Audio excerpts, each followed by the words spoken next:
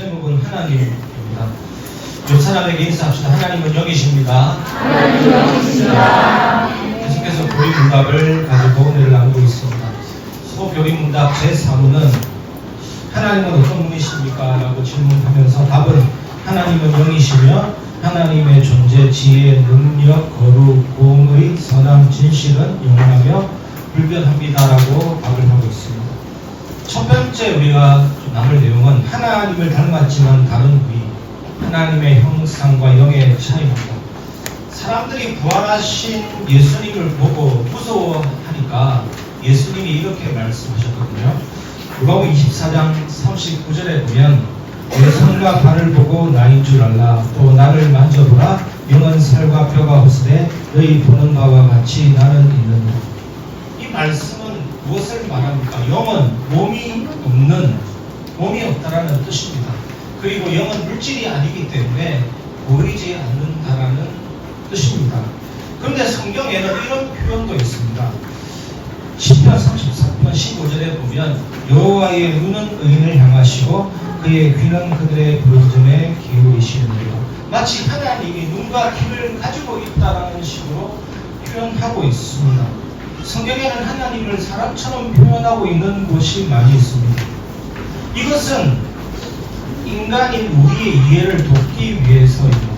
인간을 이해시키기 위해서 하나님을 이렇게 설명할 수밖에 없기 때문에 그런 표현을 썼습니다.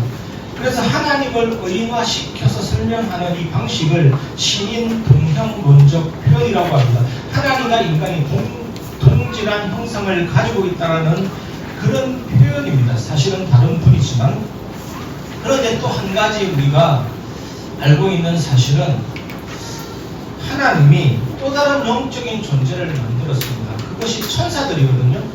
천사는 피조물이지만 인간인 우리들과는 달리 몸이 없는 영적인 존재입니다.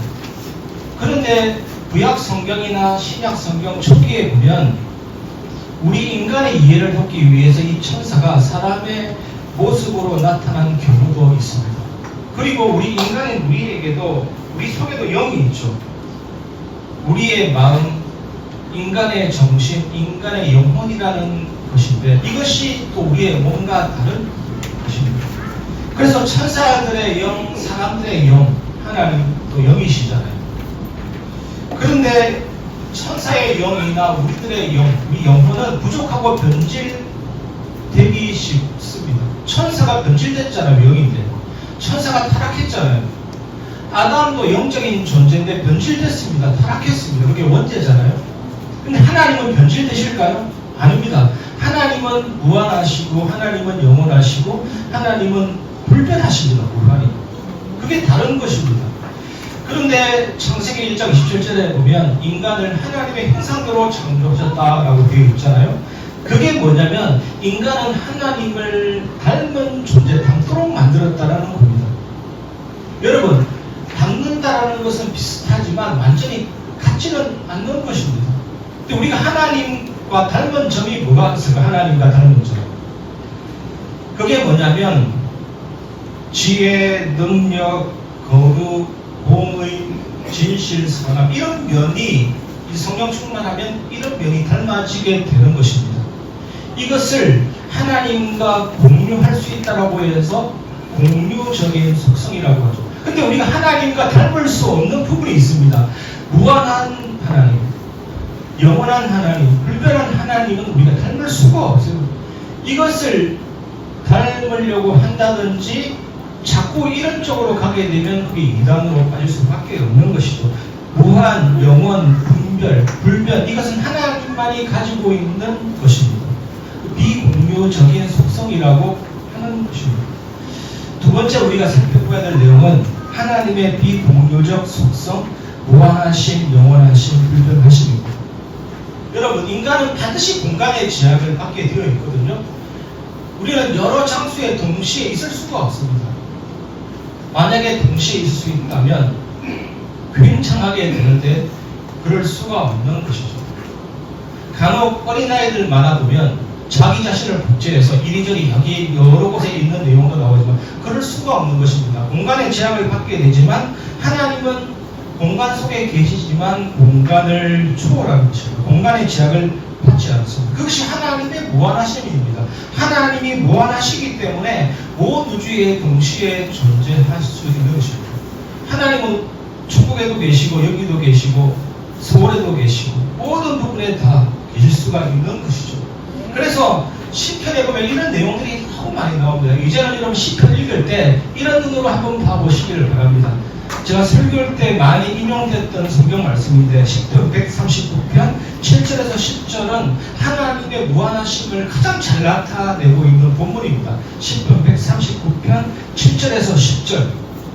다윗이 하나님의 무한하심을 깨닫고 내가 하나님으로부터 도망칠 곳은 없구나 라고 고백하는 거예요. 내가 주의 영을 떠나 어디로 가며 주의 앞에서 어디로 피하리까 이랬습니다. 하늘에 올라갈지라도 거기 계시고 그 다음에 서울에 내 자리를 펼지라도 거기 계시고 다윗이 상상해보는 거예요. 실제로 내가 새벽 날개 치며 바다 끝에 가서 거주할지라도 어떻게 됩니까? 거기서도 주의 손이 나를 인도하시며 주의 오른손이 나를 붙드시고 만약에 하나님이 무한하시지 않다면 어느 한 예배당에서만 예배받을 수가 있는 겁니다. 우리는 소외될 수가 있어요. 제외될 수가 있어요. 하나님이 무한하시지 않다면 미국 교회만 예배받고 전 세계에 얼마나 수많은 교회가 예배드립니까? 그거 다 받으십니다. 모든 세계, 모든 공간, 모든 장소에 임재하시기 때문에 전 세계 모든 교회 예배를 받으실 수가 있는 것입니다. 하나님의 무한하심. 그런데 우리는 무한하지가 않고 천사도 무한하지 않아요. 천사도 제한적입니다. 공간의 제약을 받습니다. 동시에 있을 수가 없는 것이죠. 그 다음에 하나님이 영원하시다라는 것을 살펴보았으면 좋겠습니다. 하나님이 영원하시다라는 것은 하나님은 시작과 끝도 없으시다. 하나님은 시간의 창조자이시면서 처음과 마지막을 주관하시는 분이십니다. 그래서 요한계시록 22장 13절에 보면 나는 알파와 오메가요 처음과 마지막이요 시작과 마침이라. 근데 여러분 하나님 외에 모든 존재들은 시작과 끝이 있습니다. 여러분 시작과 끝이 있잖아요.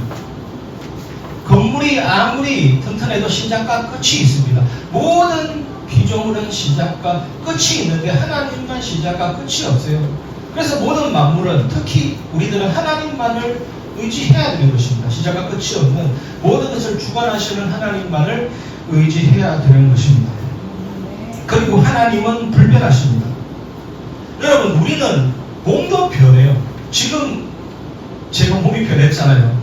몇 년 전에 65kg였다가 지금 이래 되니까 양복 맞는 것이 없고 그래요. 사람은 몸도 변합니다. 마음도 변합니다. 의지도 변합니다. 사람을 대하는 태도도 변합니다. 모든 게 다 변해요. 모든 만물이. 사람만 변합니까? 모든 피조물이 다 변합니다. 나무도 변하고 다 변합니다. 하지만 하나님은 변하지 않습니다. 만약에 하나님이 변한다면 큰일 납니다.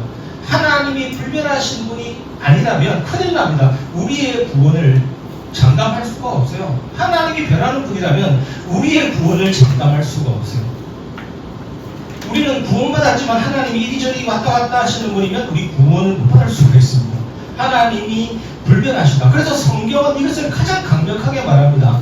하나님은 본질상 무한히 불변하시는 분이시다. 얼마나 위대합니까? 불변하신 분이기 때문에 하나님이 세우신 목적과 계획이 바뀌지 않습니다. 그러니까 하나님의 계획을 발견하는 것이 제일 중요해요. 우리가 다 교회를 첫 시작하는 입장에서 어떻게 할까? 아이디어 짜면 큰일 나요. 이 공간 많은데 어떻게 활용할까 해서 방법 짜면 큰일 납니다. 하나님이 변하지 않는 계획을 가지고 계신데 그것을 찾는 게 제일 중요해요. 저는 그것을 깨달을 때까지 기다립니다. 그 계획을 발견했다면 불변하지 않는 하나님의 역사가 있게 되는 것이죠. 여러분 예수님이 사탄 재앙 지옥 것만 깨뜨렸다. 그 정말로 짧은 지식을 가지고 다 깨달았다고 하는 것만큼 무식한 게 없습니다. 여러분 하나님은 무한하시고 하나님은 영원하시고 하나님은 불변하시다. 이것이 위대한 복음 중에 복음이에요. 우리가 얼마나 착각했습니까? 사단 재앙 지옥 것을 깨뜨렸다고 다 통치는 그 복음이 아닙니다. 하나님은 무한하시고 불변하시고 영원하십니다. 예수님이 그런 분이라는 거예요. 여러분의 모든 시선과 깨달음이 다 열리시기를 바랍니다. 위대하신 하나님이시다. 사실 하나님 한 분만으로 만족하고 감사할 수 있는 것이 바른 신앙인입니다. 우리 교회 모든 성도님들이 이 은혜가 임하기를 바랍니다. 세 번째, 하나님의 공유적 속성, 거룩 공이만 되어 있는데 거룩 공의 선하심, 진실하심. 이것은 하나님과 우리가 공유할 수가 있습니다. 닮아갈 수가 있습니다. 첫 번째, 하나님은 무한히 거룩하신 분입니다. 이 말은 무슨 말씀인 줄 아십니까? 하나님은 죄악된 것을 생각하지도 말하지도 행동하지도 않으십니다. 하나님의 모든 행동은 완전하게 순결하고 거룩하십니다. 하나님은 도덕적으로라도 완전히 순결하신 분이십니다. 그분을 닮아간다라는 거예요.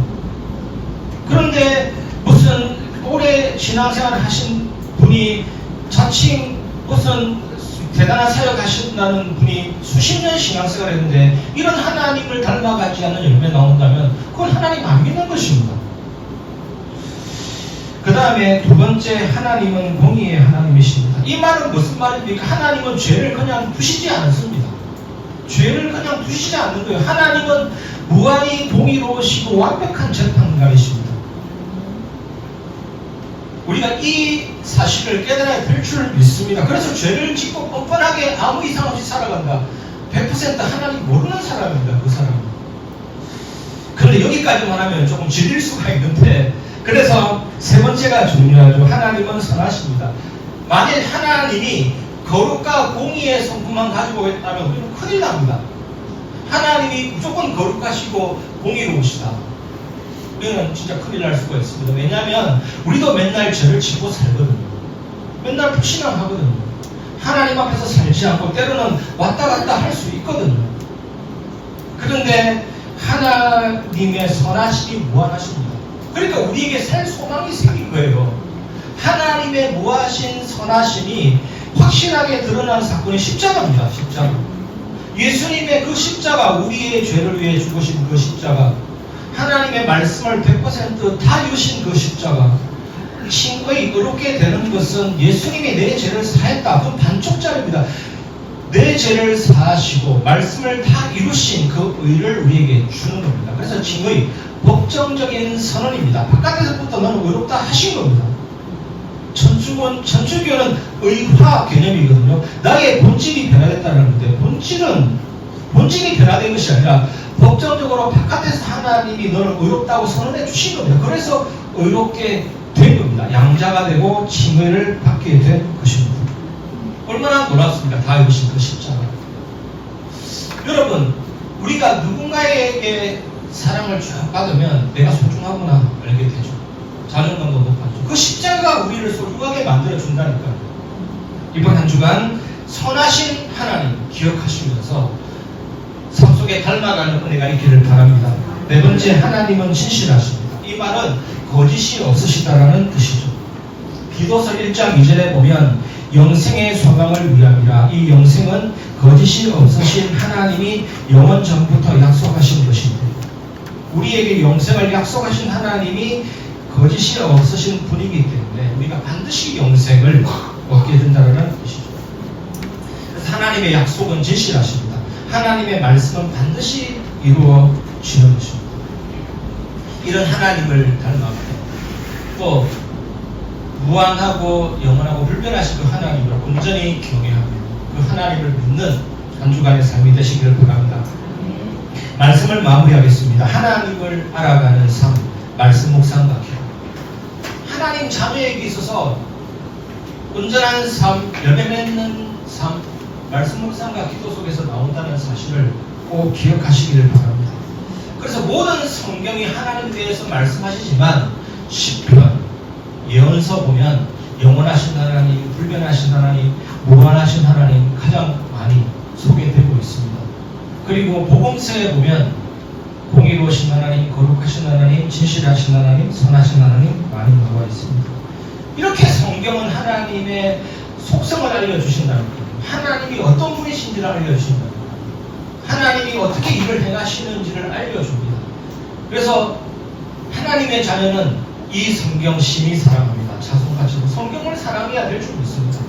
제일 조심해야 될 게 뭐냐? 성경을 강조하지 않는 그것은 가장 위험해요. 어디서 우리가 식통계시 많았다. 제일 위험한 거죠.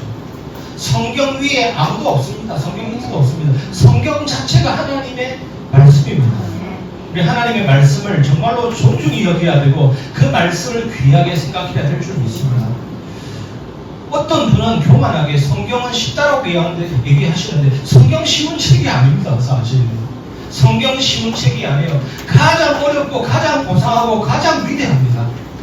하지만 이 성경을 통해서 하나님 나에게 말씀하여 주옵소서 그 자세가 갇힌 성도님들이 말씀 읽을 때 신령한 깨달음이 임하게 되는 것입니다. 꼭 그렇게 은혜 받으시길 바랍니다. 말씀 묵상과 기도 속에서 하나님을 더 깊이 알아가는 것만큼 큰 축복이 없다는 사실을 기억하시기 바랍니다. 여러분이 성경을 읽어야만 이 강단에서 누가 설교하든 맞는지 안 맞는지 분별할 정도로 여러분의 수준이 올라가시길 바랍니다. 또 성경을 기반으로 한 기독교의 수많은 책들이 있습니다. 그 책도 읽어보시고 여러분의 생각이 많이 넓어지셔서 정말 세상을 품고 섬기고 살리는 성도로 교회로 성장되기를 바랍니다. 하나님의 은혜가 넘치시기를 주님의 이름으로 축원합니다. 기도하겠습니다. 하나님 감사합니다. 오늘 웨스트민스터 소교리 문답 제3문으로 은혜를 나누었습니다. 하나님이 어떤 분이신지 더 깊이 알아가게 하여 주옵소서. 더 깊이 체험하게 하옵소서. 하나님을 경외하는 성도로 교회로 세워지게 하여 주옵소서. 오늘 은혜 위에 은혜를 더하신 주님께 모든 영광 올려드리며 주 예수 그리스도 이름으로 기도드리옵나이다. 아멘. 찬송가 80장 천지 있는 위대하신 하나님을 높이는 신앙 고백으로 찬송하겠습니다.